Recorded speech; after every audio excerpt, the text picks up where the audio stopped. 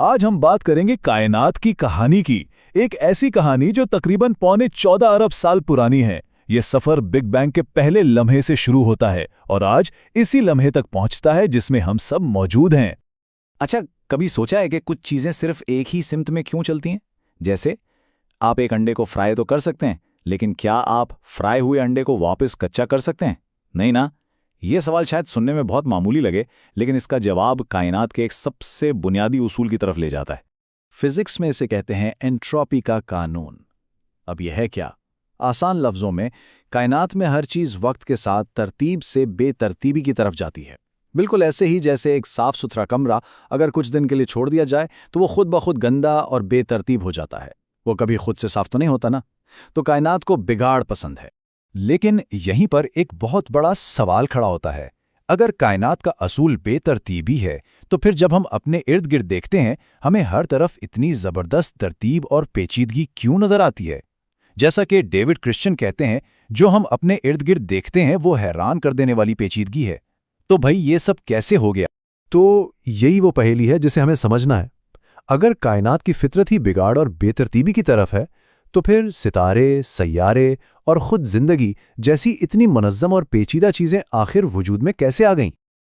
اچھا، تو اس کا جواب دو خاص چیزوں میں چھپا ہے، دو ایسے اجزاء جو کائنات کو اپنی فطرت کے خلاف جا کر پیچیدگی پیدا کرنے کا موقع دیتے ہیں۔ ان میں سے پہلی چیز ہے گولڈی لاکس کنڈیشنز۔ یہ ایسے حالات ہوتے ہیں جو کسی نئی اور پیچیدہ چیز کے بننے کے لیے بالکل ٹھیک ہوں، نہ بہت زیادہ نہ بہت کم، بالکل جسٹ رائٹ۔ جیسے ہماری زمین سورج سے بالکل صحیح فاصلے پر ہے، نہ اتنی قریب کہ سب کچھ جل جائے، نہ اتنی دور کہ سب کچھ جم جائے۔ یہ فاصلہ زندگی کے لیے ایک دم پرفیکٹ ہے۔ اور جب یہ گولڈی لاکس کنڈیشنز پوری ہو جاتی ہیں تو پھر کیا ہوتا ہے؟ تب ہم تاریخ کے ان اہم موڑ پر پہنچتے ہیں جنہیں تھریش ہولڈز یعنی دہلیز کہتے ہیں۔ یہ وہ انقلابی لمحے ہیں جب کچھ بالکل نیا اور پہلے سے کہیں زیادہ پیچیدہ وجود میں آتا ہے۔ تو چلیں اب ذرا تیزی سے کائنات کی تاریخ کے ان بڑے بڑے موڑ کو دیکھتے ہیں اور سمجھتے ہیں کہ یہ کہانی کیسے آگے بڑھی۔ یہ کہانی شروع ہوتی ہے تقریباً 14.25 ارب سال پہلے بگ بینگ سے۔ اس کے بعد کائنات میں پہلے ستارے روشن ہوئے، پھر ہمارا نظام شمسی بنا، زمین بنی، اس زمین پر زندگی کی پہلی چنگاری بھڑکی، اور آخرکار ہم یعنی انسان اس عظیم سٹیج پر آئے۔ پہلی دہلیز، بگ بینگ، ایک ہی لمحے میں جو کچھ نہیں تھا وہ سب کچھ بن گیا۔ ایک ناقابل یقین حد تک چھوٹی اور گرم کائنات جو تیزی سے پھیلنا شروع ہوئی اور اپنے ساتھ وہ ساری توانائی اور مادہ لے کر آئی جس سے آج کی ہر چیز بنی ہے۔ دوسری دہلیز، ستاروں کا جنم۔ کائنات پھیلتی گئی اور ٹھنڈی ہوتی گئی، اور پھر کشش ثقل نے اپنا کام دکھایا۔ اس نے ہائیڈروجن اور ہیلیم کے بادیوں کو اکٹھا کرنا شروع کیا۔ دباؤ اتنا بڑا کہ مرکز میں ایٹم آپس میں جڑنے لگے، اور پھر بم! کائنات کے پہلے ستارے روشن ہو گئے۔ تیسری اور چوتھی دہلیز ایک ساتھ چلتی ہیں۔ جب بڑے ستارے اپنی زندگی کے آخر میں پھٹتے ہیں تو وہ اپنے اندر نئے اور بھاری عناصر بناتے ہیں، جیسے کاربن، آکسیجن، لوہا۔ یہ سارے کیمیکلز پھر خلا میں بکھر جاتے ہیں اور نئے ستاروں کے گرد اکٹھے ہو کر چٹانی سیارے بناتے ہیں، بالکل ہماری زمین کی طرح۔ تو اب اگلی اور شاید سب سے حیران کن دہلیز کے لیے یعنی زندگی کے لیے ایک خاص ترکیب کی ضرورت تھی۔ پہلا جز توانائی کی صحیح مقدار، دوسرا مختلف کیمیائی عناصر جو ستاروں نے بنائے تھے، اور تیسرا پانی جیسا کوئی مائع جہاں یہ سارے کیمیکلز آپس میں مل جل سکیں۔ اور پھر آئی پانچویں دہلیز، زندگی کا آغاز۔ یہاں پر ایک بالکل ہی نئی قسم کی پیچیدگی سامنے آئی، ایک ایسا مالیکیول جو معلومات کو اپنے اندر محفوظ کر سکتا تھا اور اسے آگے بھی منتقل کر سکتا تھا، یعنی ڈی این اے۔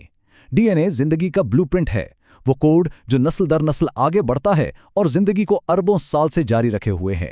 اربوں سال تک تو سب کچھ ڈی این اے کے ذریعے بہت دھیرے دھیرے چلتا رہا، لیکن پھر اس سیارے پر ایک ایسی مخلوق آئی جس نے سیکھنے کا سارا کھیل ہی ہمیشہ کے لیے بدل دیا۔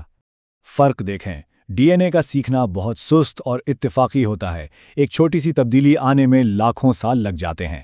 اس کے مقابلے میں انسانوں کا اجتماعی سیکھنا یعنی کلیکٹیو لرننگ زبان کی وجہ سے معلومات کو تیزی سے اور بہت ٹھیک ایک نسل سے دوسری نسل تک پہنچاتا ہے۔ یہی اجتماعی سیکھنا ہماری اصل سپر پاور ہے۔ یہ ہمیں اجازت دیتا ہے کہ ہم نسل در نسل علم کو جمع کریں، اس پر مزید اضافہ کریں اور اسے بہتر بناتے جائیں۔ اسی ایک صلاحیت کی وجہ سے ہم نے آگ جلانے سے لے کر چاند پر قدم رکھنے تک کا سفر صرف چند ہزار سالوں میں طے کر لیا۔ اور یہی وہ طاقت ہے جو آج ہمیں اس عظیم کائناتی کہانی کے ایک بہت ہی نازک اور اہم موڑ پر لے آئی ہے۔